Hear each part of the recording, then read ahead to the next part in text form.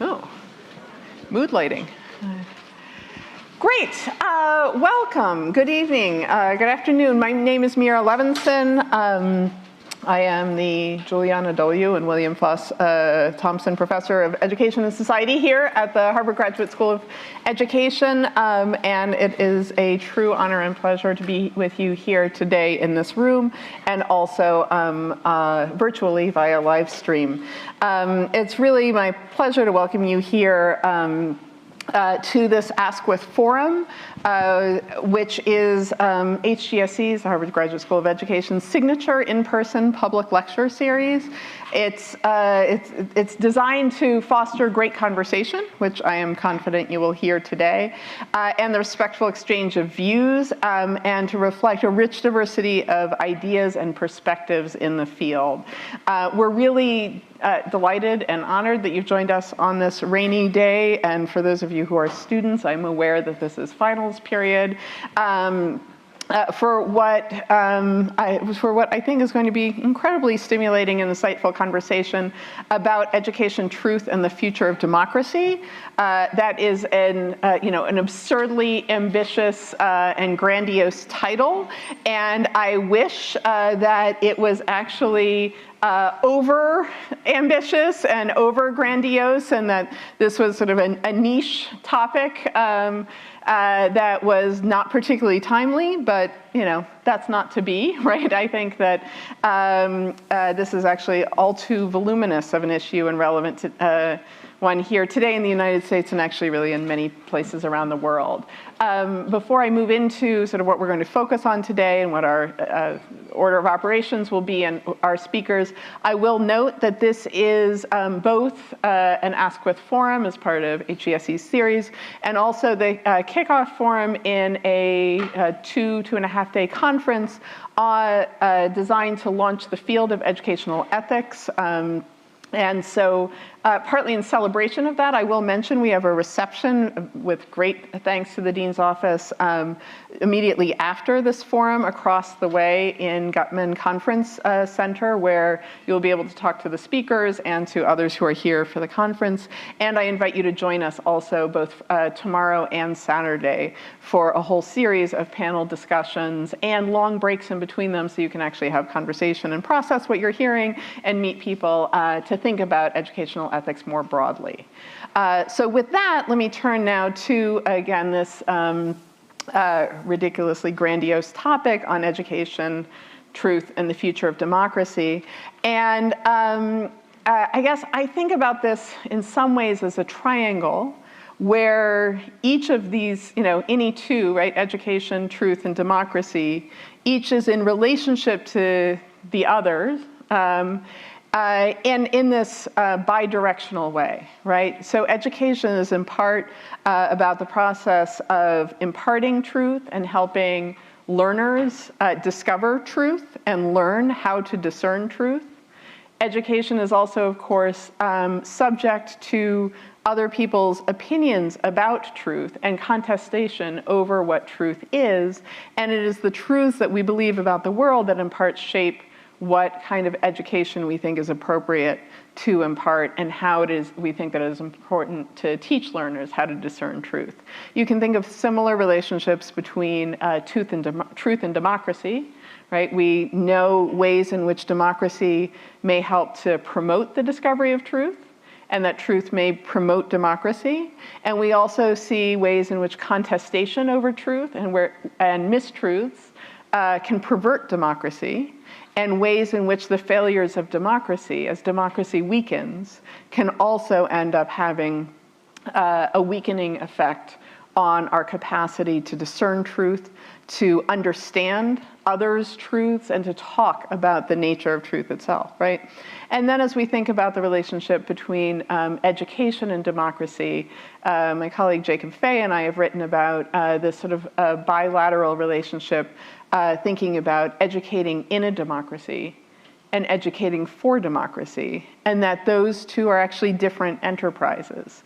And that in some ways, as we think about what it means to educate for democracy and to help learners be good citizens in democracies, oftentimes that involves taking stands on things that may themselves be democratically contested, right? And we see, in fact, right now, it said to the panel, I wasn't going to do this, but on my mind is the fact that the Florida State Legislature has just today passed State Bill 266 that is one example of many coming out of Florida these days of democratic deliberation and decision-making, at least by the state legislature, about what kinds of education are to be allowed and disallowed, and what is allowed to happen on college campuses, and who should control that. And for some of us, it is actually the fragility of democracy that is leading to such uses of democracy to control speech on college campuses. For others, it's a perspective of being a sort of efflorescence of democratic engagement in thinking about education, when that had not been going on for a while. And so I'm sure that we'll be thinking about such issues today. So the last thing I'll say before I introduce our speakers and give us the run of events is that this sort of triangle and these relationships that we're involved in thinking about today. What roles can schools and universities play in helping to shore up fragile democracies like the US and other countries around the world, including through the production of true knowledge and democratic citizens? And what challenges do schools and universities face in achieving these aims, including challenges partly of schools and universities' own making, as it's incumbent upon us to acknowledge that schools and universities have our own failures to promote truth and democracy in the past and also continuing now in the present. So this is an important way to think about schools and schools and universities' potential roles, including some things that they do, but also to think about the ways in which those roles themselves have sometimes perverted, undermined all three elements of this triangle: truth, democracy, and even education itself. So with that, let me share with you who we'll be hearing from today, which I'm very, very, very excited about. We're going to be starting with Nema Avashia, who is in her 20th year as an educator in the Boston Public Schools and an activist also in the Boston Public Schools. She taught civics and history for 19 of those years, actually. Most of those years, or maybe all of those years, all of those years at our shared middle school, the McCormick Middle School, when I actually left teaching in the Boston Public Schools to start here as a professor. Nema moved into my 8th grade classroom and has, I think, occupied it ever since until this year. She's an amazing educator. She was City of Boston Educator of the Year in 2013. She is now in a new role as an ethnic studies coach for the Boston Public Schools. She published a beautiful memoir last year with West Virginia University Press, Another Appalachia, Coming Up Queer and Indian in a Mountain Place. It's received really great reviews in a whole range of publications, including being named Best LGBTQ Memoir of 2022 by Book Riot. It's one of the New York Public Library's best books of 2022 and is a Lambda Literary Award finalist. And she's working on a second book, an essay collection about unlearning the rules that we were raised with. Next, we'll hear from Sigal Ben-Porath, a professor of education and also philosophy and political science at the University of Pennsylvania. She's played a whole bunch of roles there, which I'm not going to rehearse to you. Of particular relevance to our discussion today, she chaired the Committee on Open Expression at Penn, which is the committee through which all complaints come through about speakers, professor speech, student speech, et cetera, from 2015 to 2019. So, an active time for concerns about speech in American democracy and college campuses. And she's served as executive committee member of the Andrea Mitchell School for the Center for the Study of Democracy. She's the author of 6 books, including most recently the book Cancel Wars, which is a really wonderful work of political philosophy, philosophy of education, policy thinking, really clear-minded guidance for educators and school and campus leaders and so forth about how to think about these hard issues. And she also wrote in 2017 a book called Free Speech on Campus. Then we'll hear from John Sylvanus Wilson, Jr. He's currently Executive Director of the Millennium Leadership Initiative at the American Association of State Colleges and Universities, following some time here at Harvard, both as President in Residence here at HGSE and as the Special Advisor to Harvard's President. Before that, he was in Washington as the Executive Director of the White House Initiative on Historically Black Colleges and Universities under President Obama, for which he was well prepared because he was also, before that, the 11th President of Morehouse College. He has a long career in university teaching and administration, which I'm not going to go through. His first book has just come out from Harvard Education Press and is very relevant to today's conversation, Hope and Healing, Black Colleges and the Future of Democracy. And I think with that title, it'll be clear why I'm really, really excited to hear what he has to say. And I'm not offering an evaluation of it only because it is literally coming out in, I don't know, a week or something. Is that right? Yes. So I haven't read it yet, but I am looking forward to it. We are going to proceed by hearing from each of our panelists in the order that I introduced them.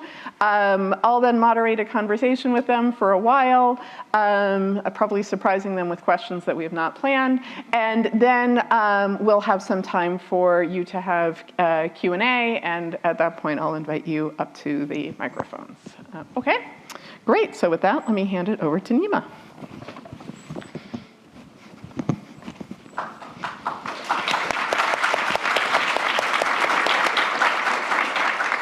Hi, everybody. Thanks so much for having me here today with you. Thanks to Mira for inviting me. Thanks to Liz and Jody for coordinating all of the things that have to be coordinated around an experience like this. That's a mountain of work in and of itself. I'm really grateful to be here with you. As Mira said, I was a teacher for 19 years, about 11 of which were in the classroom that she previously occupied before me. But I'm not a teacher anymore. And I'm not a teacher anymore because I got to a place where I couldn't reconcile the gap between what young people were saying they needed and what we were offering them in schools. And as much as I tried as an individual educator in my classroom to respond and respond and respond, what I felt like was happening was I was moving further and further away from what was expected of me as a teacher, from the culture of my school, from the expectations of the district that I worked in. And I got to a place where I felt like I couldn't figure out how to be the educator students needed me to be, and also fulfill the responsibilities that were being articulated for me by my superiors. That's a really hard place to be because I believe deeply in the concept of public education. I think in an era where we are in a moment of entrenched racial and socioeconomic segregation, where privatization is eroding our public goods in ways that we can't even get our heads around fast enough as they're being taken away, public school is one of the last bastions of the common good. But we are failing to make good on the potential that they possess. We're failing to prepare the young people in our classrooms to preserve and protect a threatened democracy, a threatened planet, a threatened existence. You all have seen the reports. The last 3 years, we've seen an unprecedented increase in mental health struggles among young people. Even in Boston, with all of its resources, we have kids sitting on beds in the hallway of Children's Hospital, boarding there, waiting for inpatient placement. And lots of folks will have you believe that that is entirely because of the isolation that they experienced during COVID. As a teacher of those young people, I can tell you that's definitely part of it, but it's not the whole story. Another part, I think, is because our young people are experiencing a kind of collective gaslighting at the hands of adults in our country. We are failing to meet this moment, to hear and respond to what they're telling us they need, to acknowledge the realities that they face. Educational leaders at the state and federal levels in particular push these normalcy narratives in a moment when what is actually required is complete transformation. And instead, transformation plans in many public school systems, including the one where I work, are just arguing for more of the same. More standardized testing, more standardized curriculum, click on this boring, irrelevant reading, answer this nonsense open response question. Meanwhile, the world is burning outside of our classrooms. Every time they look up, our young people look at rising sea levels, at assaults on democracy, at rampant gun violence, at impunity for perpetrators of racial injustice, at full-throttle legislative assaults on queer and trans folks' existence, at a huge student debt crisis. And yet, in their classrooms, they're being told, you need to do this work to pass that test to go to that college so you can come out saddled with debt and maybe get a job if AI hasn't rendered that work irrelevant. And then we wonder why young people are in this moment of crisis, why they're disengaged, why they feel disconnected, why they don't see purpose and meaning in their lives, why they don't see a relationship between the education that they get in schools and the state of our democracy, between education and their existence. It's because we aren't making that relationship the center of what we do in schools right now. The thing is, we actually know a lot of the moves that would make school work for our young people. My new job coaching ethnic studies teachers shows me every day that when young people's identities become text, when their community stories are the stories they're learning in school, when stories of transformative resistance against oppressive systems are at the core of learning, young people thrive. Professor Jal Mehta, who works here, has shown us that deeper learning, space that allows students to really engage in intense study of real-world challenges and then work towards solutions, is another context where young people thrive.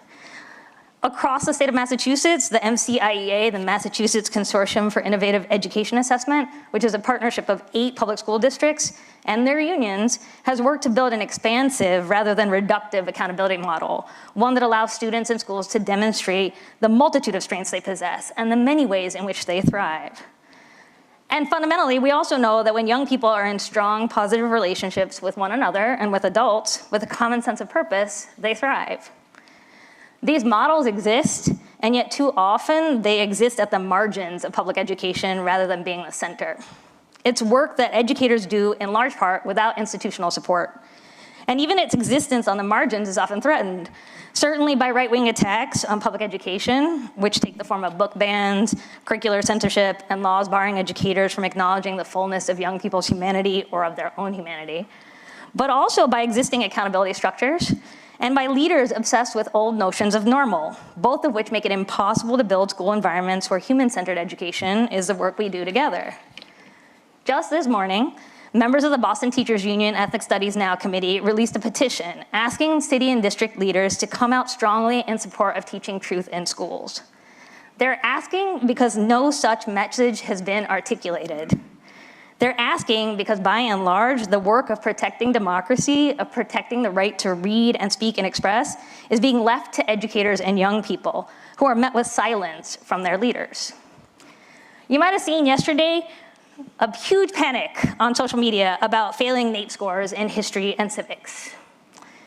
I think that if you're a history or civics teacher, you weren't surprised by that data because you have watched over the last 2 decades as No Child Left Behind's impacts have gutted history education in our country. I didn't have any colleagues left by the time I left the classroom. There weren't history classes. Everything was humanities, just like smush it all together and maybe people will learn something, right? I think it's important to talk about that, but I also wish that I was seeing more coverage of the diminished expectation that we as educators and educational leaders need to actually be protectors of democracy. That our advocacy, our voices, our work with young people is central to upholding democratic ideals. That value isn't articulated or supported in far too many spaces. In its place, we see silence, or worse, the upholding of values that undermine democracy. Sorry. I really believe, as much as I have left, I still really believe that young people and educators in our schools right now have the will, the creativity, and the passion required to tackle the incredibly difficult questions we face, both as a nation and globally. But they need us to be loud about the kind of work that should be happening in school, and about the discrepancy between that kind of work and what's presently being mandated. They need us to let go of normal and make space for learning environments where the preservation of democracy and of humanity are at the center of the work. If we want our fragile democracy to survive this moment when it is in dire threat, we have to change the way we do school. We have to put young people's voices, needs, and reality at the center and build learning environments that are responsive to them. Thank you.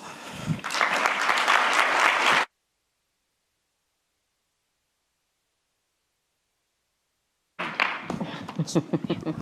Yeah, don't get caught. Yeah. Okay, beautiful. I agree with everything. So we're just, I'll just say here. And definitely these are material things to keep in mind. And I think I'm going to take another route to get approximately to the same spot that Nema brought us to. One of the things that I worry about most hours of day and night is the ways in which we restrict the ideas that are welcome in our classes, in our classrooms, both in K-12 settings and in universities. And I think a lot about the ways in which the restriction of ideas is reshaping the way that children and young people understand the world, and as Nema just so nicely articulated, are able to interact with the world and with the materials that we are expecting them to learn. In schools, we are seeing, and that's true both in the K-12 settings and in universities, particularly public universities, we are seeing restrictions on the ideas that are welcome in class that are coming actually from two directions. The ones that is the biggest concern to me, and that Meira and also Nema in a different way mentioned, is the reactionary legislation that is attempting to organize, revise, and limit ideas that we are able to interact with. And I think some of the concerns coming from young people have to do with the fact that there are books that they no longer can read, and there are topics that they can no longer discuss. And sometimes there are other ones that they are required to address, which are actually not aligned with the kind of things that they are seeing around them and the kind of people who they are. And these legislative efforts, some of them have passed in various states, about a dozen states, and others that are in the works, are surely creating a new environment which is anti-democratic and oftentimes, in the way that Meira articulated in her opening remarks, also antithetical to truth, right? In addition to this concern, which is top of my mind, I'm also concerned with ways in which we oftentimes pressure and silence each other. These are not equivalent, right? I'm not trying to show a both sides picture, but I think oftentimes in our classes, particularly in higher education, but increasingly also in K-12, we are seeing a demand that is arising from our polarized state of democracy, that people fall in line with ideas that are articulated by one or the other side of the political aisle, right? By one ideology or the other, that people fall in line with these ideas or otherwise be deemed as espousing unacceptable views. And I am concerned about some sporadic data that we have. It's not as fully articulated or available as we should have it, but we've seen efforts at the University of Wisconsin public system and in some other places to survey the perspectives of young people in terms of how free do they feel that they are to express their views among their peers.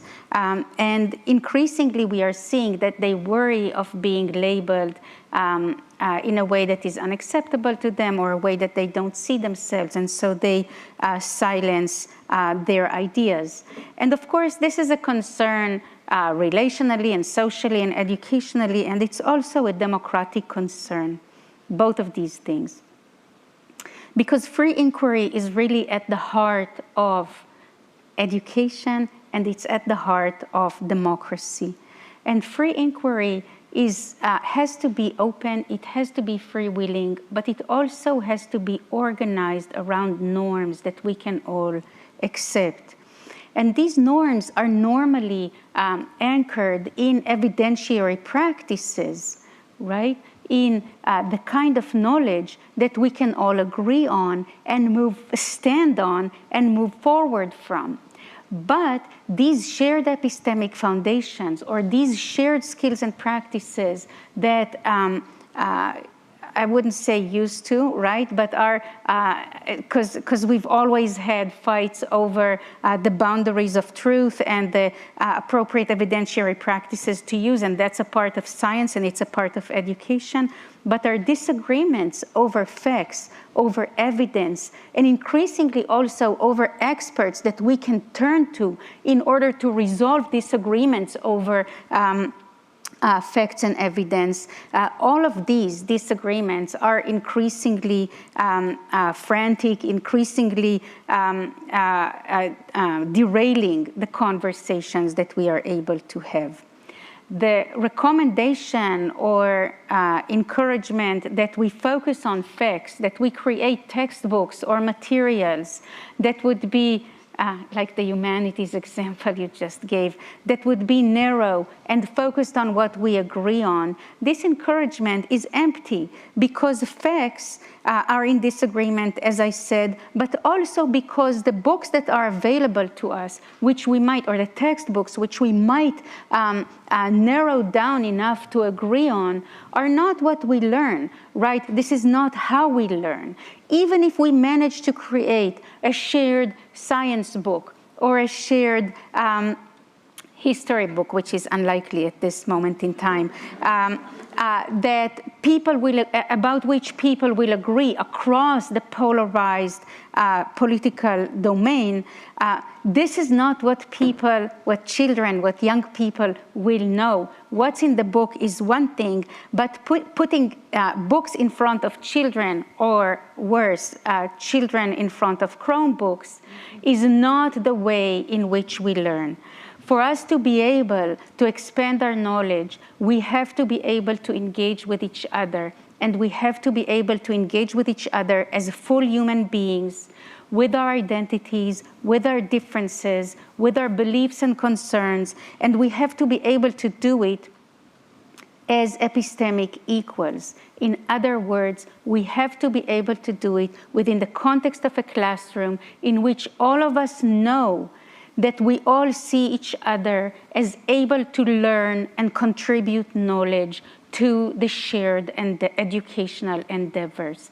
Our teachers have to believe that about us, and we have to believe it about each other. And in order to be able to do that, we have to create appropriate contexts and boundaries for free inquiry. And we got some examples of what they will look like, and I hope we will have the opportunity to discuss some more in our conversation. Thank you.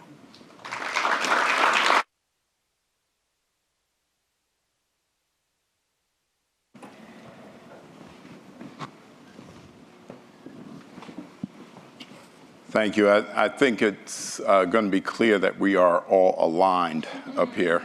And that is in terms of having a sense of urgency. I too have a sense of urgency, and that's why I wrote the book that I wrote. This is my first book. I'm proud to be here with these prolific authors. Be out May 16th. That's a plug. I'm sorry. It's shameless. But I wrote this with a sense of urgency. And while the title is Hope and Healing, Black Colleges and the Future of American Democracy, the book deals a lot with black colleges, but it's not about black colleges. It's about the national and global consequences in store for us all if American higher education does not do a black college thing. And what I mean by that is, in the middle of the last century, HBCUs deliberately and aggressively produced the generals and foot soldiers of a movement to transform and elevate democracy. Now, the results of that movement are very clear. And if you don't know that, that speaks to the impairment of the education in this country in general. But it is an amazing story. And in my view, HBCUs are the only subsector of American higher education that has executed on John Dewey's vision. And that is, he says very clearly, democracy must be born anew every generation, and education is its midwife. HBCUs have been a great midwife for American democracy. American higher education in general has not. Full stop. To illustrate this, I want to share with you a quote.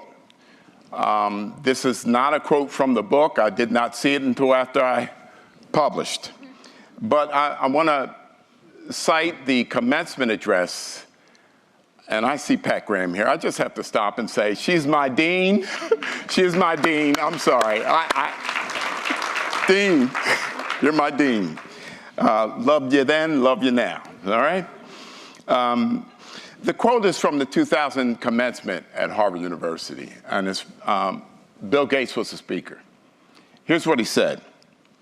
He confessed one big regret. Quote, I left Harvard with no real awareness of the awful inequities in the world and the appalling disparities of health and wealth and opportunity that condemn millions of people to lives of despair.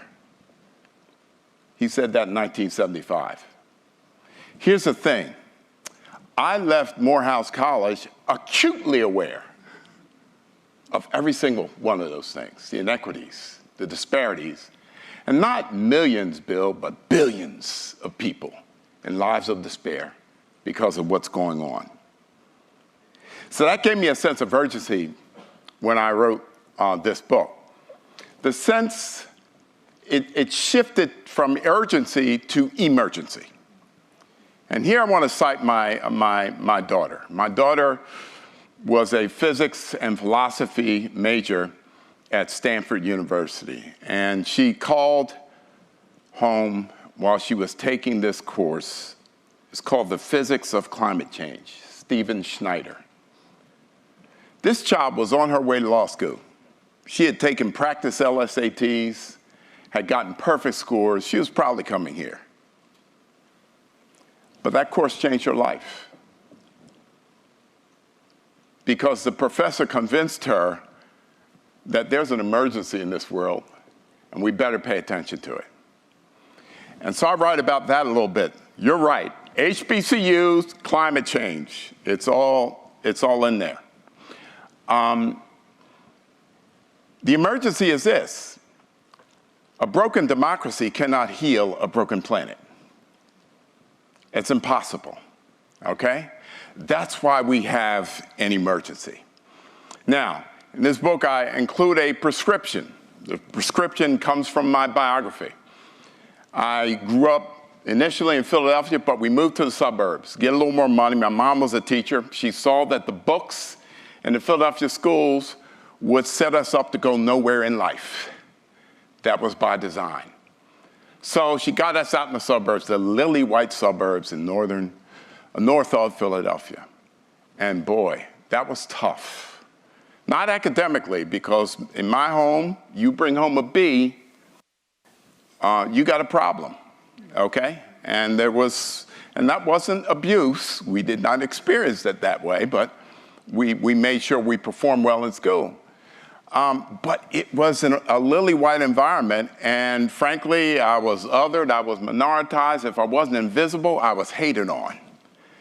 My brother and I, and my two sisters. Somehow I made my way to Morehouse. Long story, but the pastor of our church was a Morehouse man. He preached about Morehouse more than he preached about Jesus. We thought Jesus was a Morehouse man. So you got Jesus, you got Martin Luther King, you got the pastor. Where else should I go, right? So I went to Morehouse, and Morehouse was the most psychologically wholesome 4-year period of my life. I was not othered. I moved from object to subject. They knew my name. It was a wonderful, wonderful experience. And then the problem with it was so many of my classmates, I lost half my class I came in with because they didn't have the money to finish. I come up for graduate school here at Harvard, spent 6 years here, 3 degrees, and I have to tell you, I didn't see one student leave here because they ran out of money, not one. I saw it all the time in Morehouse, and I said, I looked at this campus, I looked at, Harvard had everything. Anything that could be solved by money was. And I said, Harvard has exactly what Harvard needs exactly what Morehouse has, and Morehouse needs exactly what Harvard has. Harvard had capital preeminence and very little character preeminence. Morehouse had character preeminence and very little capital preeminence. Those two pillars are in my book. They constitute the vision. Capital and character in the book. I say optimization because preeminence evokes this hierarchy and et cetera, et cetera. Do two more things with my time. I asked the question, how did the gap get so wide? When I attended Morehouse, the endowment was $20 million. $20 million. I suppose I should have been proud because by the time I got back to be president of Morehouse, it had grown 6x. When I attended Harvard, the endowment was $1.5 billion. I was calling people, they got over $1 billion of endowment here. Since then, when I come back to be on the board of overseers, it has grown 37 times. $53 billion as I was leaving Harvard just a couple of years ago. $53 billion, all right? Let's think about that. My God, my God. I asked in this book, why didn't the civil rights movement, okay, my time's up. Let me end with this. Why didn't the civil rights movement happen right after Reconstruction? And why wasn't it led by Harvard students and alumni as guided by Harvard presidents and taught by Harvard faculty? Why didn't it wait until the 1960s? You ever think about that?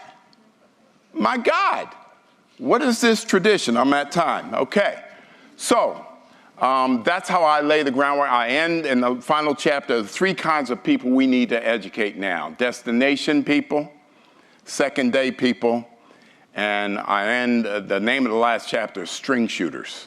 And you got to read the book to understand what that is. Thank you.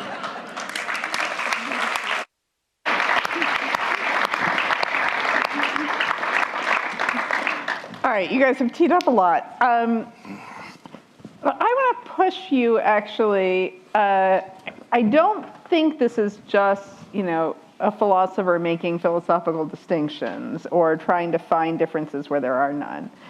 I'm actually curious. So, Nema, you talk about the gaslighting of insisting on normalcy when we need transformation.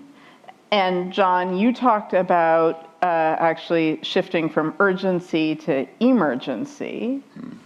And Sigal, by contrast, you actually articulated what sounded to me like a much more small c conservative call for a return to a certain vision of epistemic equality in the classroom that we may recognize was not, actually fulfilled. Like as we think about John's experience, in the lily white suburbs, right, as a student, I assume you were not only not being treated as a social equal, you were probably not being treated as an epistemic equal, despite the A's that you brought home. Right. Right. So I know, Sigal, that you're not, claiming that there was some grand past that, if only we could get back to it.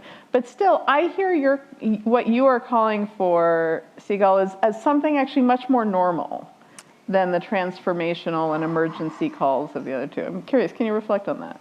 Right. Well, so I appreciate the question, and actually I was hearing echoes of this when I was listening to my new colleagues here on the panel.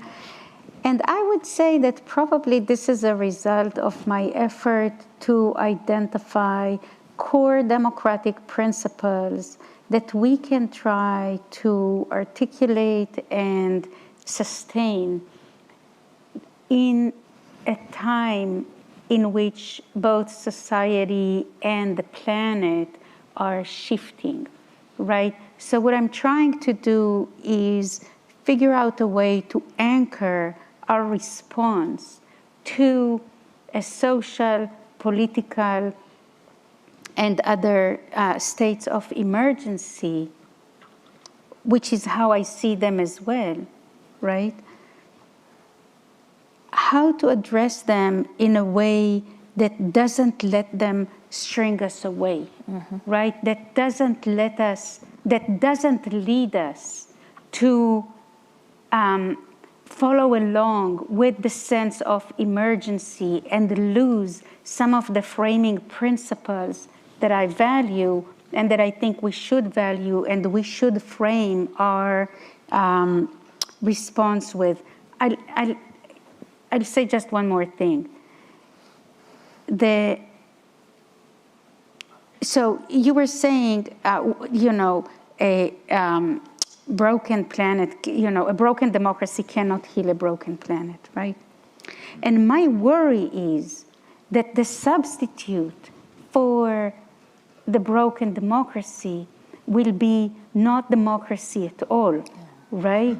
And some people might even encourage us to think about stronger measures, in response to either climate or other types of emergency. And I know that's not what we were advocating, obviously, yeah. But this is the concern that I come from, right? And so what might sound conservative to you, and it rings in my ears too, so I'm not surprised by the depiction, but the conservative or maybe traditional perspective that I'm trying to articulate is one that espouses core democratic principles and adapts them to respond to these kinds of pressures that we are facing. Rather than let you actually stop there, can you give us a concrete example of what you're talking about? Because I appreciate the sort of the abstract ideas, but I think it would help us if you can give us a specific example. Right. So, the topic that I most worry about and that, that I care most about in the last few years is the issue of free expression. And I think, democratically speaking, this is a core, it's in the First Amendment. It's one of 5, but it's still a really important one. Free expression is a core democratic principle, but it needs to be re-articulated in a way that responds to our current needs. For example, I think the way in which we operationalize and enact free expression in a polarized context in which there are both governmental efforts to suppress it.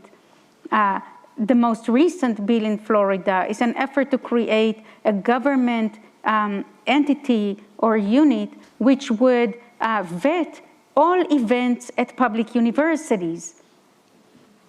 I mean, when I was chairing the Committee on Open Expression at Penn, some people asked me to be in this job, for our campus, like, oh, but can you look over and see that these are not hateful speakers or these are not whatever inappropriate speakers?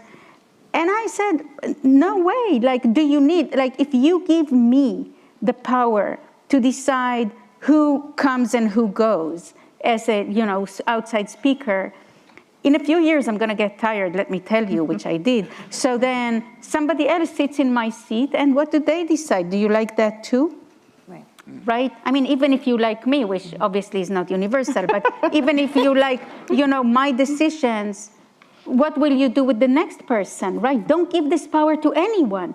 On a campus, now you're going to have it in the governor's office? I mean, so the way in which we frame our engagement, our efforts, our training of the foot soldiers and the leaders, the way in which we teach them to protect and uphold principles of open expression has to be responsive to these challenges. It has to be responsive to the increased visibility of diversity on some of our college campuses and K-12 schools. It has to be responsive to changes in the way in which we define ourselves and think about our relationship. But it still has to be anchored in this vision that in order for us to operate as equal democratic citizens, we ought to be able to express our ideas and to listen to each other. Great. I have a question, a follow-up question for Nema based on what you said, but before I ask that, my guess is that Nema and John, you have thoughts in your head based on what Sigal said, so I wanted to give you the opportunity to add on if you want to. Well, I respect what you're saying, and I do see the dangers. There's no question about that. But in my view, this situation is such an emergency that that time is of the essence. There's a sense in which the book banning, the torpedoing of DEI, all the things that are going on. And let me just say for our non-US listeners, DEI stands for diversity, equity, and inclusion. Right. Go ahead. And the bleaching of curricula and the targeting of professors who are not in lockstep with that mentality. All of that is, in a sense, trying to go back to what Bill Gates complained about. They're trying to preserve that blindness, right? They're trying to preserve it. They're trying to say, hey, that's where, and so the way in which I dealt with climate change is there are two kinds of climate change. One is in the physical environment, and you've seen the New York Times every 2-3 weeks, you see these headlines about birds dying and all kinds of changes going on. And then the other climate change is the climate change that has been consistent, it's social climate change, with my definition of progress for most of my life. In my definition of progress for most of my life, things have been moving slowly, grudgingly, but generally in the right direction with stops and starts. We're dealing with people now who are trying to reverse the wrong climate change. They're trying to reverse the social climate change and not look at all at the physical climate change. This is completely wrong-headed, utterly wrong-headed. Even if it's a debate on campuses about which direction progress is, to say you should not read Toni Morrison, to say you should not read Alice Walker, to say curating mindsets so that we are not aware of the history of this country, the full history. Only certain parts of it. We need to romanticize it because we don't want our young folks growing up being endangered, thinking they have to. Our white young folks. Our white young folks. All right. So let me, Let me hand it over to Nema. Well, I guess I would just also say, and also like those folks are products of our schools. Like they also came through our education system, right? And somehow coming out of the same set of experiences ended up in a really different place in terms of their understanding of what the issues are and what the needs are.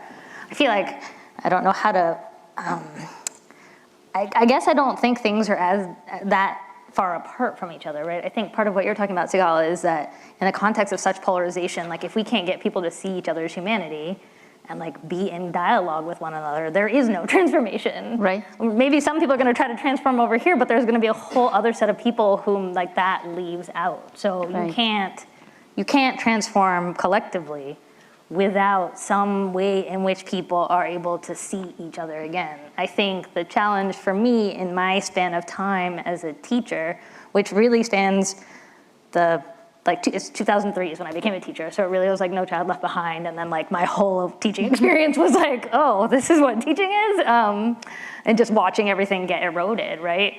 In that time period, the opportunities for young people to be face-to-face with one another and engage in that kind of work has just completely gone away. If you walk into a lot of classrooms right now, what young people are doing is sitting in front of a Chromebook. Right.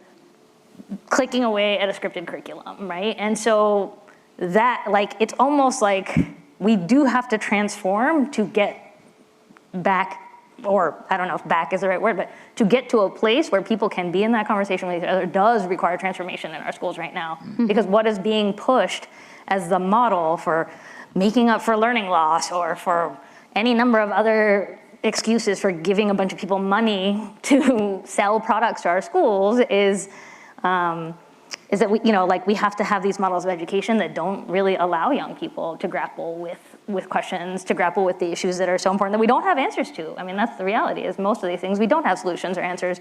Grappling would be what we would do, but we don't grapple anymore in school. So I'm curious about this, actually. I mean, this is kind of a, maybe a different reading of the facts. Like, Massachusetts now requires middle schoolers and high schoolers to have the opportunity to do civic action projects, right? That's state law, state interference in the curriculum, right? And California now mandates ethnic studies as a graduation requirement, right, in all public schools. Florida has actually been quite active in terms of promoting civic education and democracy education for many years. Illinois has pushed this, right? That there are a number of states in which we actually see a real push. So I'm curious about your claim that there's no space for this anymore. And in fact, you are now the Boston Public Schools ethnic studies. I am. Right? So I would say, I think that yes, all those things are true on the surface. And then when you look a little bit deeper, if you look at the litany of standards in the middle school civics frameworks from the state of Massachusetts, they're ridiculous.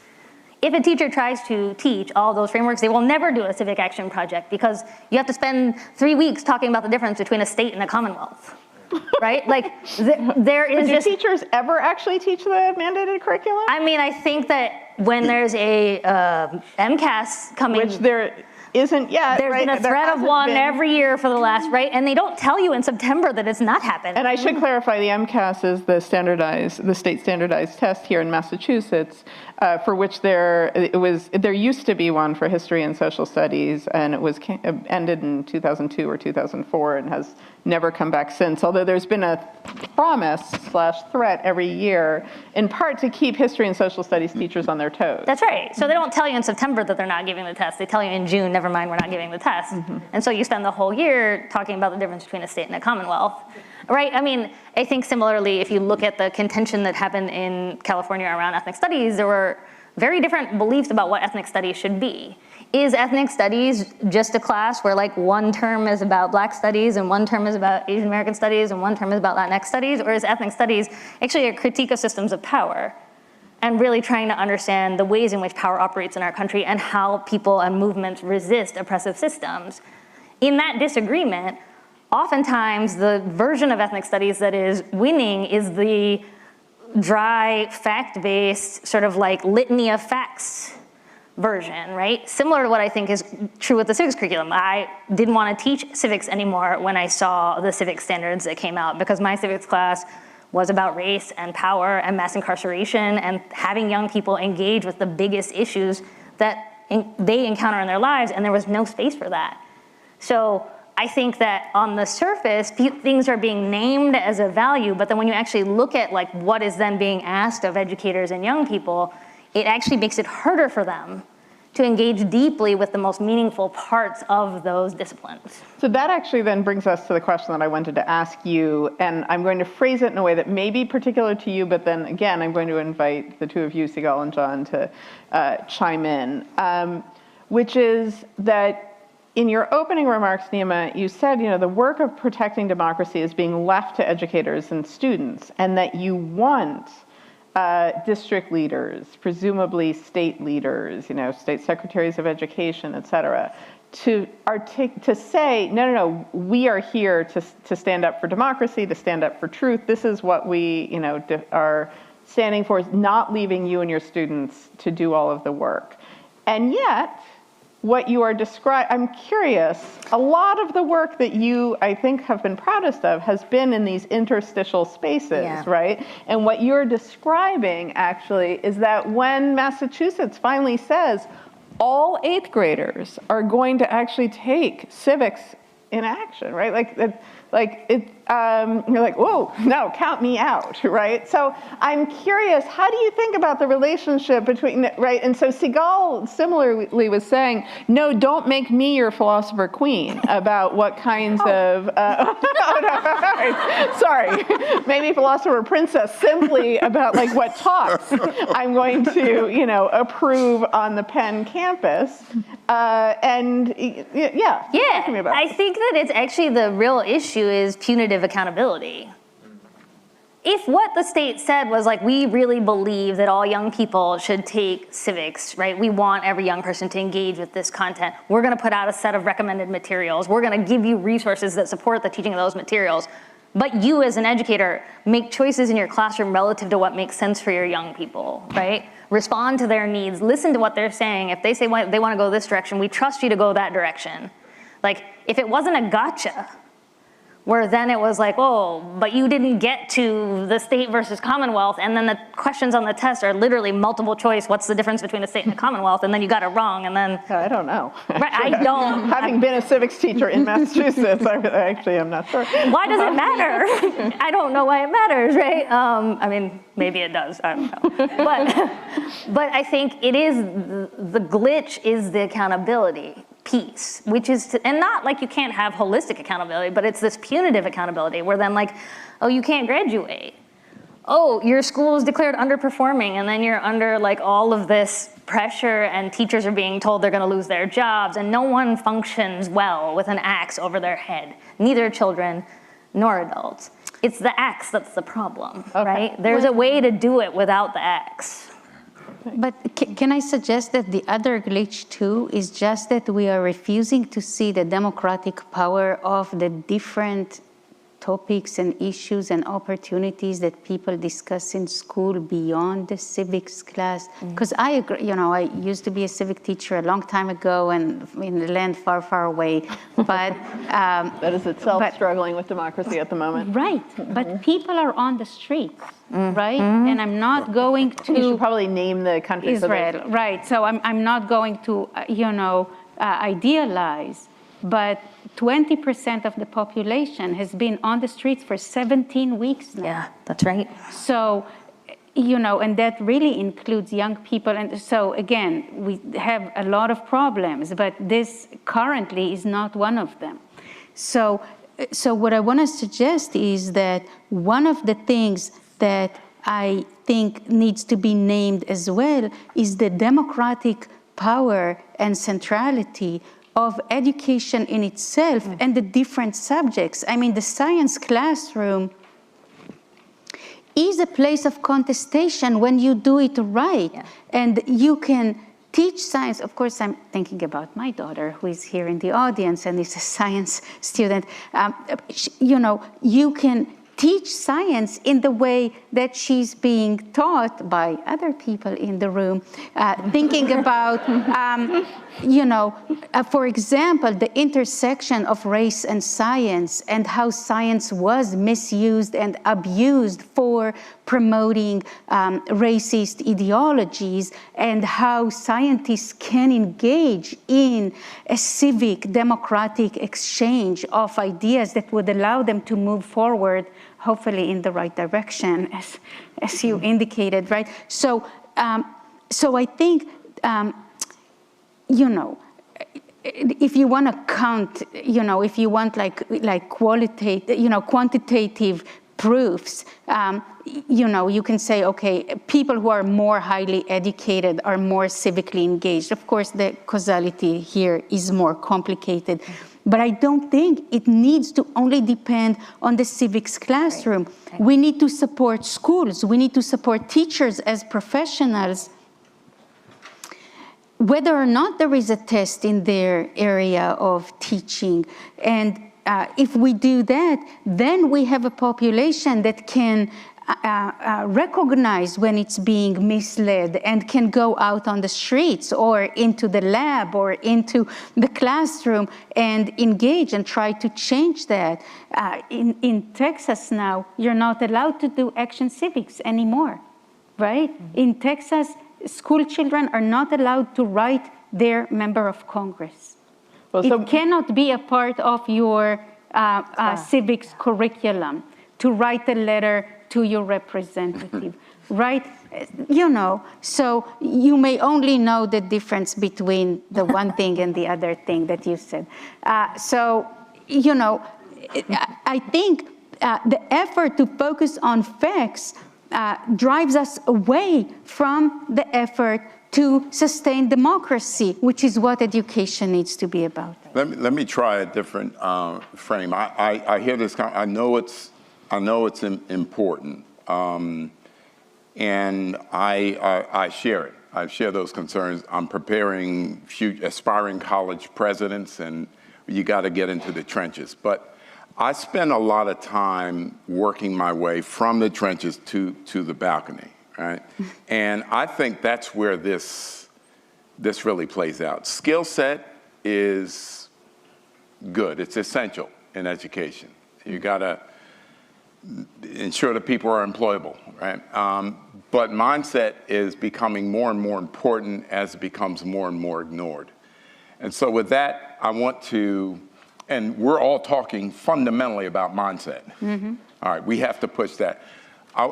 The kind of mindset I'm talking about is captured best by W.B. Du Bois, who at age, I think it was almost 70, he looked back and he said, I've made a mistake. He said, I've been working all my life presuming that where things are going is positive. But I didn't pay enough attention to what I should have paid attention to. He said, it's as if moving on a train, express train. I've been spending all this time concerned about the quality of my seat, which seat and in which car, and I did not concern myself with the destination of the train. I think we will become better educators if we equip our students with a destination mindset, all right? And this is the difference between Bill Gates coming out here and the guys coming out of Morehouse. There was a destination mindset that we had. We had to be concerned about where this thing is going. And that, to me, is the best framework for thinking about the connection between education and democracy. Because if we don't give people the capacity to think with a telescope, if it's only with a microscope, we're in deep trouble. Yeah. That's like a don't look up mentality. So you got on climate change, physical climate change, don't look up, and you got on social climate change, Florida as the example, don't look it up. Yeah. Because they don't want you to know a whole lot they don't want you to look at, right? Yeah. And those two things are going on, and I think the capacity we need to inject at all levels, every level we deal with, is with that destination, that telescope, right, that balcony view. So how do public colleges and public college and university presidents establish and teach this destination mindset in a way that is still cognizant of and open to political diversity? You mean in red states or blue states? Well, so, I actually think this matters in both places, in part because it's false. Blue states have a lot of Republicans in them, and red states have a lot of Democrats in them, right? And public universities and private universities, but public universities should be serving everybody. So I meant that rhetorically. I know, but I mean it, in fact. No, okay, that's fine. So I just joined PEN America as former college president.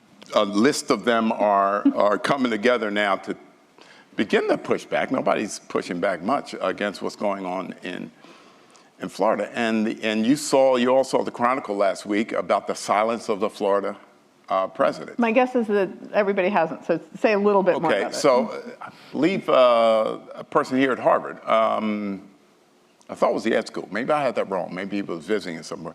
But he wrote about the No, I know who. the shameful silence of the state college presidents in Florida. How they are saying nothing as this governor systematically changes the quality of life on campus.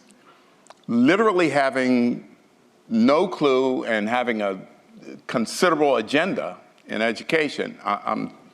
Brian McAllister, is that who it is? I believe so, but you can Google it, the silence of the Florida college presidents. That's very different from what's going on here in Massachusetts.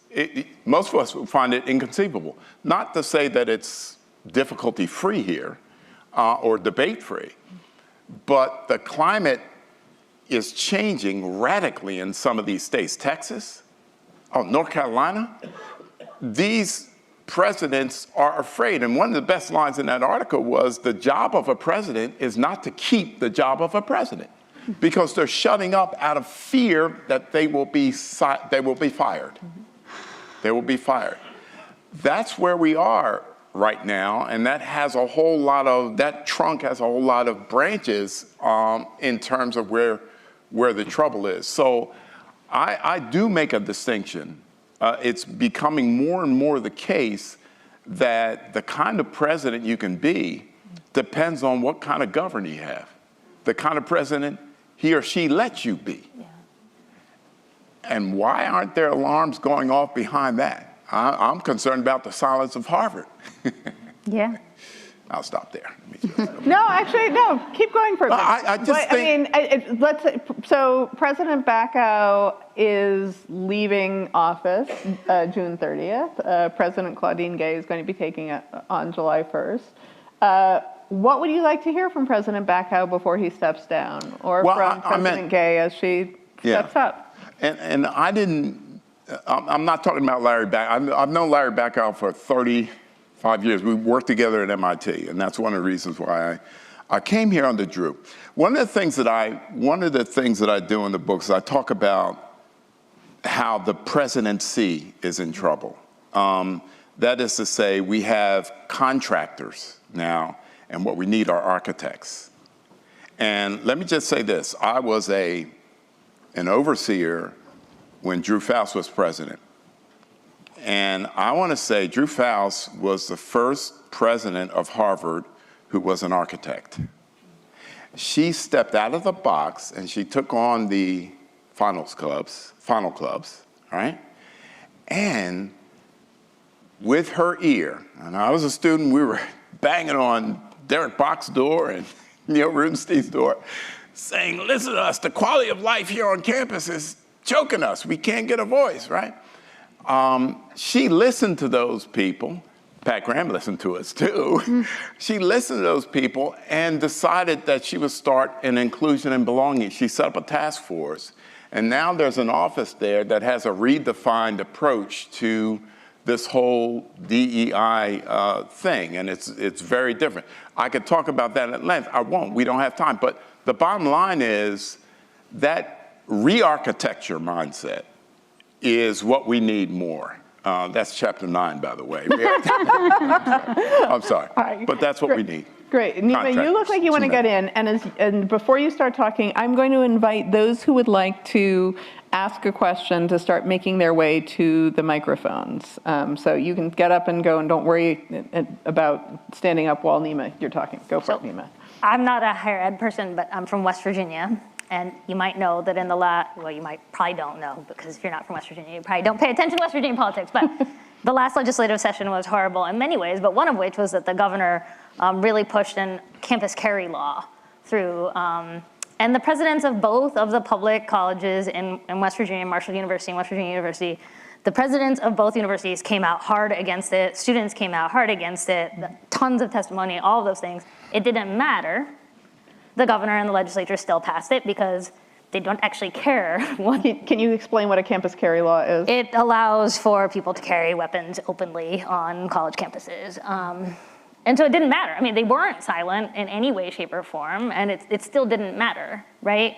And I think, similar to what you were saying about this, the wrongheadedness of the red-blue situation, which is not real, right? It's a construction because the most radically blue people I know live in Eastern Kentucky, right?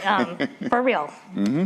They put anyone here to shame in terms of actually living their politics. I'm not just talking about them. I actually think that I wonder about the question of solidarity, right? Which is to say, what is the space in which, because private universities have more flexibility and more freedom, what are the things that they can extend to public colleges and universities, who often are serving a very different population with a very different set of needs, right? That many billion-dollar endowment, like I'm still thinking about that number, right? And I'm thinking about like, what is the function of that? If we have places where students do not want people to have guns on their college campuses, but like do not have the ability to prevent that from happening. And so what is the space for solidarity among higher education institutions? I think it goes to K-12 too. I think there's a real conversation we need to think about between public and private K-12 schools and what solidarity looks like there. But I think part of what we have to do is kind of break down some of those silos and say, like, even if it's not happening here to us, like it is happening to all of us. It's a collective crisis. And so maybe there's a way in which the freedoms that exist in certain spaces can be used as leverage to extend freedom to people in other spaces. Thanks, Nema. Great. I'm going to invite you to come up to the microphone. Please say your name and, like who you are very briefly, and then ask a question and make it clear if it's to all of them or one of them. Go ahead. Good evening. I'm from Boston College. I'm a doctoral student in curriculum and instruction. And my question is, if we rise a little bit above the education system and we look at the larger political system, both at the national and maybe even the global level, and we just examine the two parts of your triangle, just truth and democracy. So in the case of truth, for instance, you have here in the US, journalists are being punished and persecuted for telling the truth. Yeah. When it comes to democracy, you have basically a two-party system that's governed by corporate interests and the interests of the military-industrial complex. Given these realities, is education even powerful enough to secure democracy for this country, but in general? So my question is for everyone. Great, thank you. And can you tell us your name? My name is Ksenia, and I'm a graduate student from Boston College. Great, thanks, Ksenia. I'll start. I think that answer is yes, and the answer has been provided, as I said, by the HBCU tradition. That is to say, by the way the campus was set up, the educational experience, they incubated a number of people who would prioritize leaving the campus, graduating, and doing something about the condition of democracy. And all of a sudden, by the 60s and 70s, you have all this new legislation, Civil Rights Bill, Higher Ed Act. There's a whole lot of things that were obviously an outflow from all of the activity going on. It can make a difference. The problem is most of American higher education hasn't given a sufficient damn about the quality of democracy. It hasn't even, it doesn't even broach that question. And so you have more people coming out of our colleges trying to join the aristocracy rather than enhance the democracy. I mean, that's the Bill Gates kind of, he wasn't concerned about those conditions. He just wanted to be wealthy. Can you give us one or two brief, but concrete examples, the same way I pushed Sigal earlier, how exactly, like what do HBCUs do to build character and to give its graduates this destination mindset to support democracy? Okay, so here I will step back. I say in the beginning of the book that I'm going to use to handle black colleges, but it's not all black colleges. It hasn't been all the black colleges all the time, and some that had this deeply and obviously have lost some of it. Okay. So that's number one. That's useful. Number two, what they've done is, and I'll give a shout out to Jarvis Givens.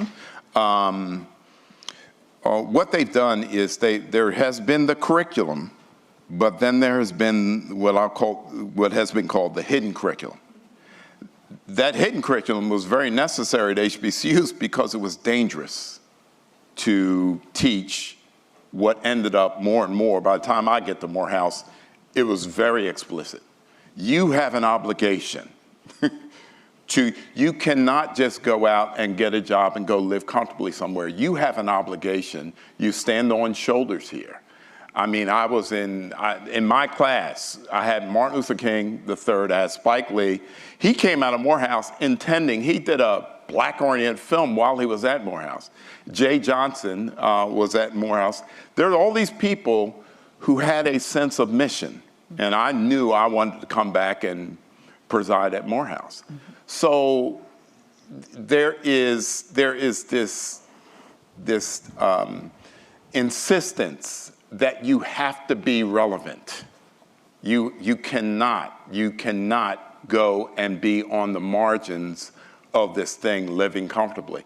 It's more in the hidden curriculum, the informal. It happens at Morehouse. We had chapel twice a week. Those chapel speakers, from Julian Bond to Andrew Young, they were the top civil rights leaders of the time, social activists, and that's all we got. And whether you are a chemist, a doctor, mathematician, no matter your field, you can't just do that. You have to do this other. So it was a different competency. Thanks, that's really helpful. I remember when I was living in Atlanta and starting to try to learn about what HBCUs did for research for my book, No Citizen Left Behind. When I learned about the week, that first week that freshmen are on Morehouse campus, where they memorize the life, the biography of like Benjamin Mays and of King, and they can be stopped by any upperclassmen and be expected to recite facts about their lives, to talk about their speeches and their leadership, and walking around with candles, I think around the West End at some point, right? Like that there are these really powerful rituals that I think are part of, there are rituals of democracy too, right? And this is, in a way, I think of as a ritual of democracy through Morehouse. When Mays was there, he insisted that every student on this campus know the U.S. Constitution inside out. Doesn't matter your major. And he hammered it. Because that document, in his view, was on our side, which means it's pro-American. The Constitution I'm talking about. Thanks. Hi, I'm Sadie. I'm a graduate student here in the Teacher Leadership Program, and I'm a K-12 educator. I'll actually be back in the classroom next week in high school history and African American history. And I want to first start off in saying that there's a lot of hopelessness around these topics in a lot of places, and even though some of that may come from some of your thoughts tonight, there still is a sense of hopefulness. And I have spoken to other professors since I've been here at moments of saying, it just feels like whack-a-mole with all of these problems, and they were like, it's just not an option to give up hope. And I feel like we're still feeling some essence from all of you from that, so I want to thank you.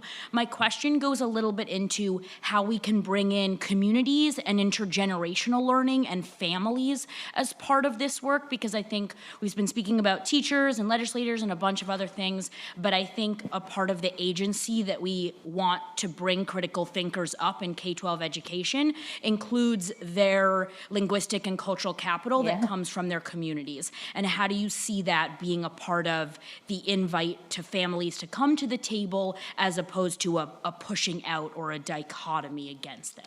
Thank you, Sadie. Nema, I know this is a question, it's your question, and I'm gonna completely like say one sentence and let you answer it, because I really, you know way better than me.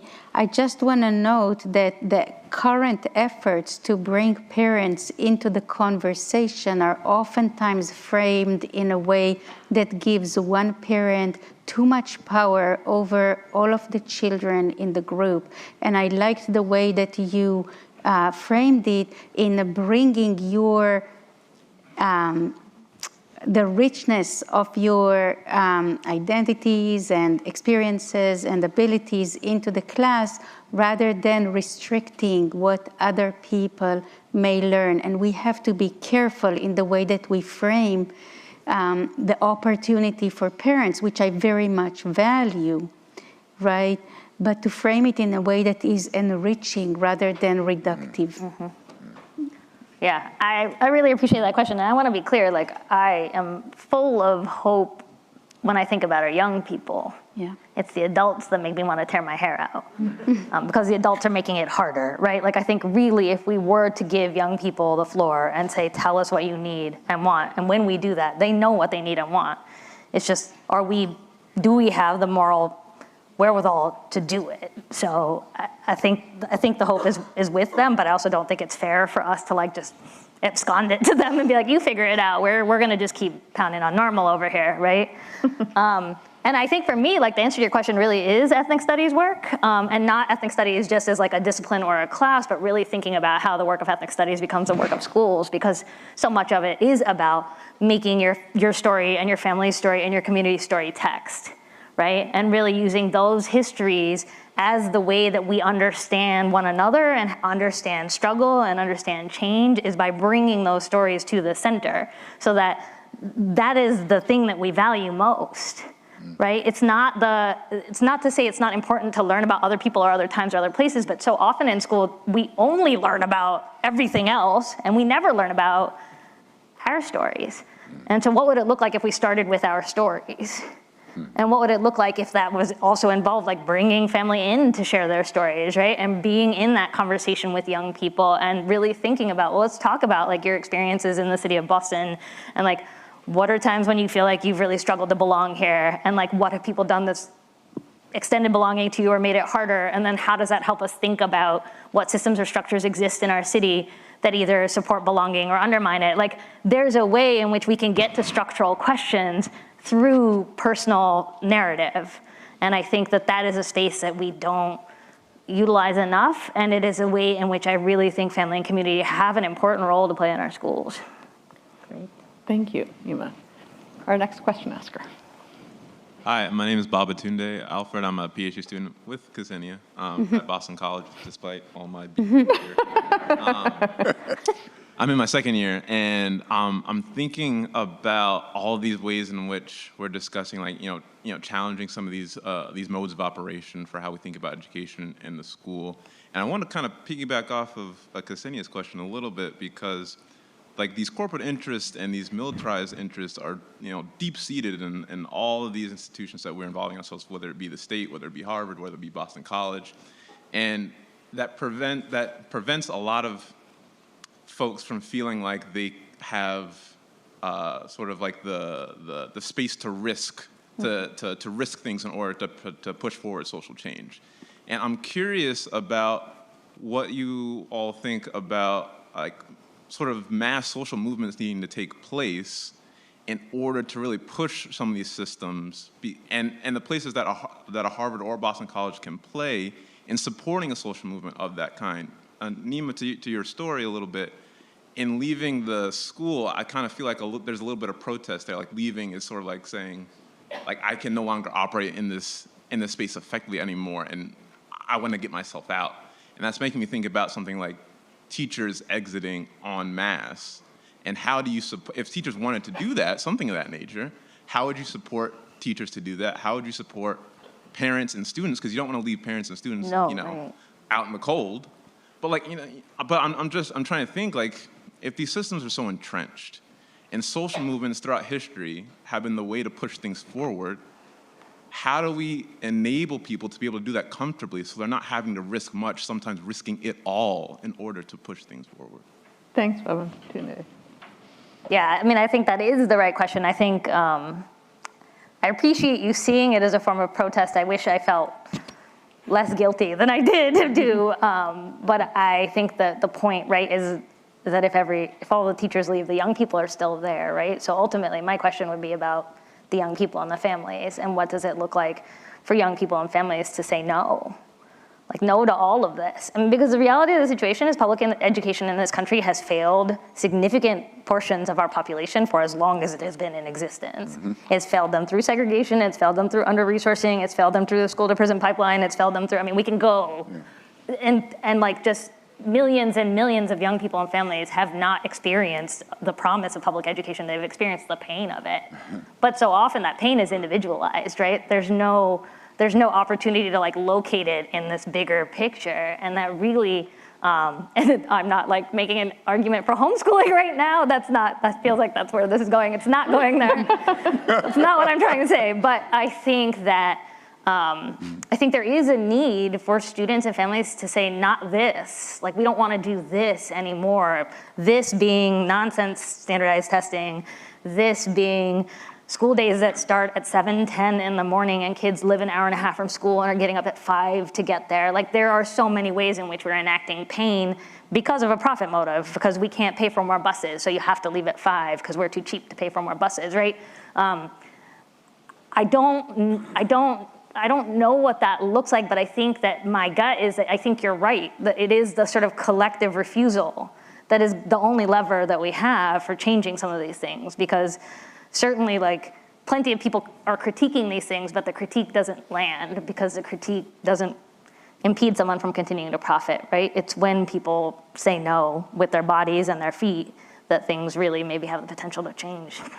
And I'm going to channel this slightly differently and more pointedly to the two of you as people who have been at elite colleges that are perhaps even more entrenched in this. But I do want to note that part of what's I think behind your question that we tend to forget about too is actually that students have engaged themselves in school walkouts, right, and in school strikes. Boston has been a site of this historically. Chicago had a major school strike by students. We obviously see the Friday school strikes for climate, which is not exactly what they're called. I don't remember what Greta Thunberg's term is, but basically the school walkouts that are happening around the world every Friday around climate, linking in essence democracy and climate.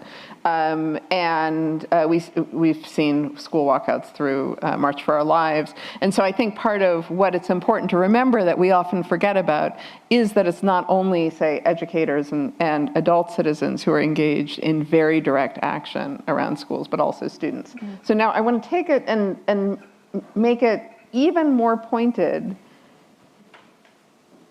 In places with $53 billion endowments. I don't know what Penn's endowment is. Less. But well, yeah, but so far. But I assume you're still in the double digits of billions. Is that right for Penn? Yeah, John's saying, yeah, absolutely. What does it mean to be an advocate for social transformation, for civic rejuvenation in an institution like this? I mean, I'll say briefly, and a lot of this is coming from the students at Penn as well, although to some extent from others. I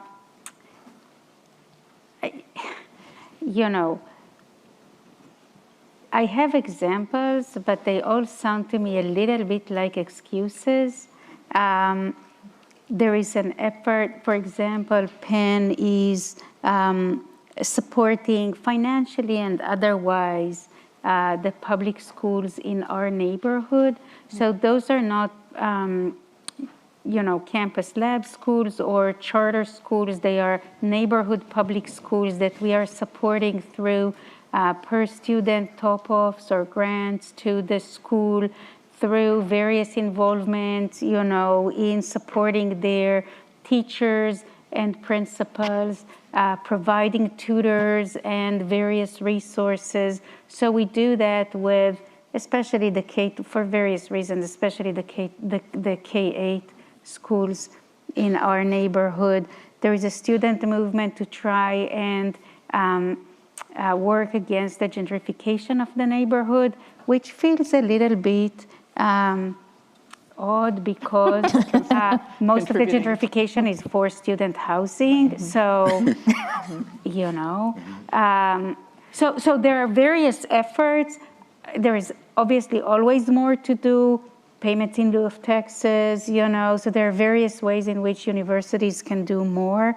But I just don't want this fact and the fact of the corporate interests in these institutions to make us think in the way that two of the questions were leading us, that democracy or education are ineffective and useless.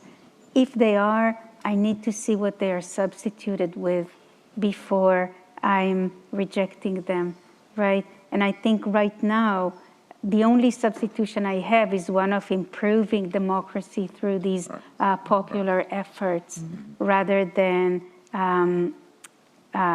feeling hopelessness and giving up. Thank you. John? I'll say it very briefly. Yes. I'll say it briefly. I think it's a great question. And I think that one of the kind of subtext of everything we're talking about is the fraying of America. And one of the consequences of that is making collective action less and less likely. There was a time earlier in my career when what's going on in Florida had a simple solve. All the Florida presidents have to do is stand up in unison and say, no, the governor, this governor might, will not fire them all, right? And if he does, he's gonna be in trouble. It's a simple solve, and it's like a no-brainer, but the problem is collective, that word, and the values it implies, that's the problem. That's what we're losing. That's what's eroding. The common values, a common sense of history, we've lost that. A common sense of destiny. We can't even go through a pandemic and not have a controversy over wearing a mask. I mean, this is basic stuff that we all know. I've had some sense of a growing confidence that we're going to see collective action with respect to gun control. I'm not so sure. I'm not so sure because I'm just not sure. So collective action is one of the consequences of a fraying democracy. And the solve for it is somehow collective action. Yes. All right, it is past 6 o'clock. I apologize to those of you who are standing at the microphone, but I will remind you that thanks to our billions of dollars endowment, we, and the generosity of the Harvard Dean's Office, for which I am very grateful, we do have a reception across the street in the basement of the Gutman Conference Center, to which you are all invited. I apologize for those of you online. You can raise your glass. And please, the three of you get first dibs at cornering our speakers and talking to them. But in the meantime, will you please join me in thanking?